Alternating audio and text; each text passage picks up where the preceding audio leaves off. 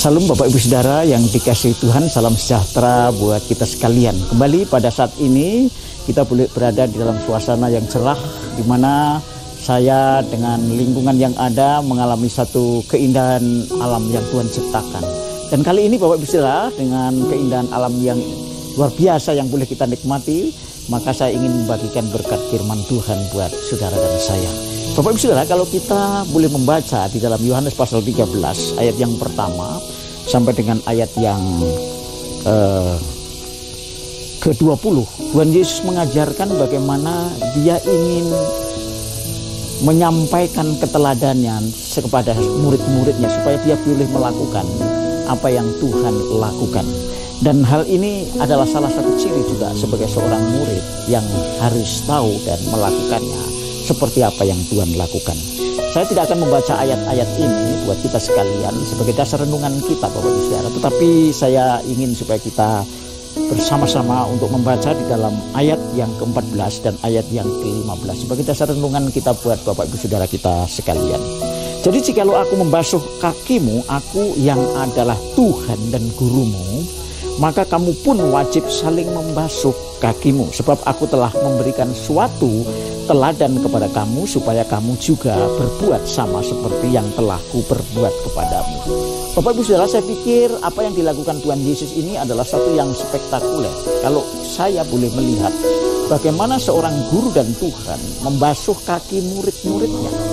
Tidak mungkin seorang yang berada dalam kekuasaan dia membasuh kaki anak buahnya. Itu dalam keadaan natural atau alamnya rasanya tidak mungkin. Tapi justru seorang hamba yang mestinya membasuh kaki tuannya atau gurunya. Tetapi kenapa Yesus melakukan ini? Ini dia hanya ingin memberikan simulasi dan mengajarkan, atau yang sesungguhnya dalam kehidupan kita itu harus melayani. Dalam melayani salah satunya yang paling penting adalah memberi teladan yang sejati. Bukan teladan yang hanya pencitraan, tetapi teladan yang sejati. Dan itu yang dilakukan Yesus. Yesus berani melepaskan jubahnya dan dia menggunakan pakaian seorang hamba dan dia mencuci kaki para muridnya. Dia dikatakan di sini, sekalipun aku Tuhan dan guru, maka kamu pun harus meneladani seperti apa yang aku lakukan, yaitu supaya kamu saling membasuh kakimu. Ini berbicara tentang bagaimana kita saling mengasihi, kita merendahkan diri, dan kita menjadi seorang hamba. Sebab apa yang Tuhan lakukan, Dia menjadi seorang hamba. Kita pun juga harus melakukan bahwa kita menjadi seorang hamba. Itulah salah satu ciri daripada kemuridan kita sebagai seorang percaya, bahwa kita harus meneladani apa yang dilakukan oleh Tuhan Yesus. Bapak Ibu Saudara yang dikasihi Tuhan, pada renungan ini saya ingin beri tema mengikut jejak hidup Kristus atau meneladani apa yang diperbuat oleh Yesus. Bapak Ibu Saudara, kalau kita ingin meneladani apa yang Tuhan Yesus wariskan sebagai teladan yang baik dan hidup untuk orang percaya, maka ada 3 hal. Yang pertama, orang Kristen atau sebagai pengikut Kristus yang sejati harus menjadi seorang hamba. Sekalipun dia sudah diangkat menjadi anak di dalam keluarga Allah yang mulia, kita sudah dilepaskan dari kegelapan masuk ke dalam terangnya yang ajaib, maka status anak kita tidak bisa jadikan kebanggaan karena kita sebagai anak. Itu adalah hak Tuhan. Kita berbangga karena Tuhan, karena kita dilahirkan oleh Roh Kudus, dan karena kita dipilih oleh Tuhan untuk menjadi seorang anak. Nah, oleh karena itu Bapak Ibu Saudara, sekalipun anak, maka kita harus menjadi hamba.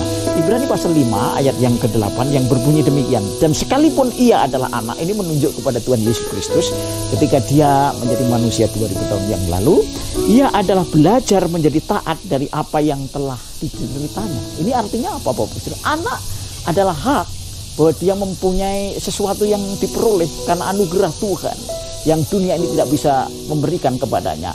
Tetapi bagi Yesus, bagi orang percaya kepada Yesus, anak itu adalah anugerah, kemurahan yang kita tidak bisa peroleh dengan usaha kita, hanya karena anugerah melalui percaya kita. Tetapi ketika kita menjadi anak, kita tidak boleh berbangga karena keanakan kita, karena manusia ilahi kita, karena Tuhan, karena Roh Kudus. Tetapi justru Tuhan mengajarkan supaya kita taat menjadi seorang hamba. Sekali lagi, dan sekalipun ia anak, ia telah belajar menjadi taat. Yesus menjadi taat, artinya menjadi hamba. Jadi kalau anak berbicara tentang hak apa yang akan diperoleh saat ini maupun yang akan datang, tentang warisan, tetapi dia bertindak sebagai seorang hamba. Dia melepaskan dirinya, statusnya seolah-olah tidak perlu diceritakan ke sana kemari, tetapi dia melakukan apa yang Tuhan atau Bapa kehendaki sebagai seorang hamba. Dia taat dari apa yang telah diceritanya. Dia mengalami penderitaan yang sangat dahsyat. Dia melakukannya karena dia menjadi seorang hamba untuk keselamatan banyak orang, untuk saudara dan saya sebagai orang Kristen. Oleh karena itu, mari Bapak Ibu Saudara, saya mengajak kita, jadilah hamba, supaya saudara boleh meneladani hidup Yesus di dalam kehidupan saudara sehari-hari. Sekalipun saudara anak, mari kita menjadi seorang hamba yang meneladani Kristus. Sekalipun dia anak tunggal Bapa, dia menjadi hamba untuk memberkati dan menyelamatkan orang banyak. Yang kedua, Bapak Ibu Saudara, kalau kita mau meneladani Tuhan Yesus, maka yang kedua adalah supaya saudara tidak menganggap diri saudara pandai.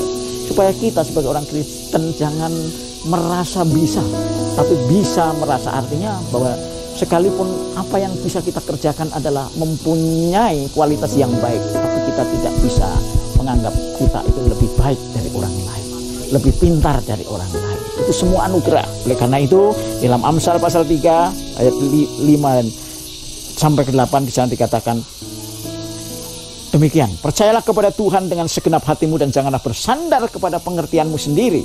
Aku lihat dia dalam segala lakumu, maka ia akan meluruskan jalanmu. Yang ketujuh, janganlah engkau menganggap dirimu sendiri bijak, takutlah akan Tuhan dan jauhilah kejahatan. Saudara-saudara, kalau kita menjadi seorang hamba, kita merasa bahwa kita hanya bisa melakukan apa yang bisa kita lakukan. Mungkin tidak sempurna, tapi lakukan itu karena saudara adalah seorang hamba.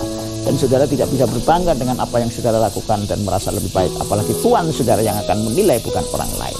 Jadi yang kedua, Bapak Ibu Saudara, jangan menganggap diri saudara dan saya sebagai seorang yang pandai atau menganggap dirinya lebih dari orang lain, seolah-olah kita adalah seorang yang lebih hebat.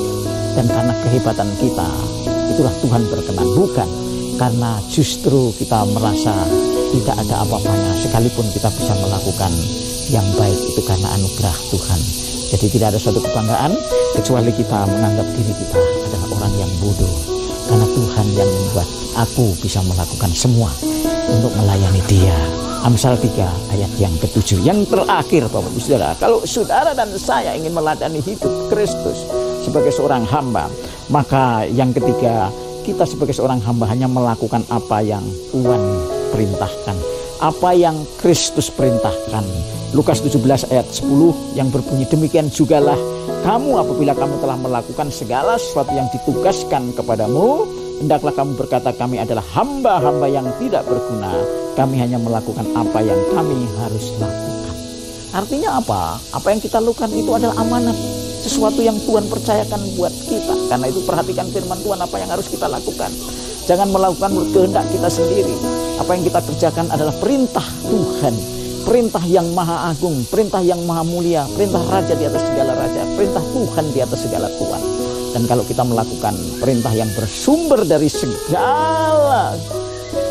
dalam hidup saudara, yaitu Tuhan, maka saudara hanya berkata, kami melakukan apa yang harus kami lakukan karena kami adalah hamba yang tidak berguna. Lakukanlah apa yang Tuhan perintahkan.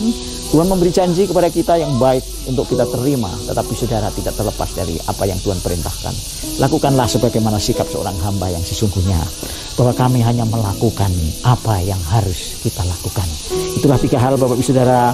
Kalau saudara dan saya ingin meladani jejak hidup Kristus sebagai seorang hamba sekalipun dia anak. Yang pertama, jadilah hamba sekalipun saudara anak. Yang kedua, jangan menganggap diri saudara dan saya sebagai orang yang pandai, karena saudara bisa melakukan semua itu karena Tuhan. Yang ketiga, biarlah saudara melakukan apa yang Kristus perintahkan, bukan keinginan saudara, bukan keinginan manusia, karena keinginan Tuhan di atas segala Tuhan, Raja di atas segala Raja. Kiranya firman Tuhan kali ini yang memberkati saudara melalui satu tema mengikuti jejak hidup Kristus, memberkati saudara dan saya. Shalom, Tuhan Yesus memberkati kita sekalian. Amin.